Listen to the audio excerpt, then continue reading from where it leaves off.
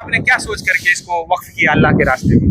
अल्लाह कर रहा है, दिया गा उसका अल्लाह के रास्ते में कुछ सोचे होंगे ना, यानी फायदा होगा। फायदा होगा। हाँ, यानी इनका सोच ये है कि हम अगर दुनिया में कुछ अल्लाह के लिए देंगे, वमा तुक़द्दिमू लिअन्फुसिकुम मिन खैरिन तजिदूहु इंदल्लाह, यानी दुनिया में अगर कुछ हम नेकी के लिए अल्लाह ताला के लिए वक्फ करते हैं कोई सामान कोई चीज़, तो इंशाअल्लाह हमें उम्मीद है कि अल्लाह ताला उसका अजर हमको आखिरत में उससे बेहतर देगा, है कि नहीं?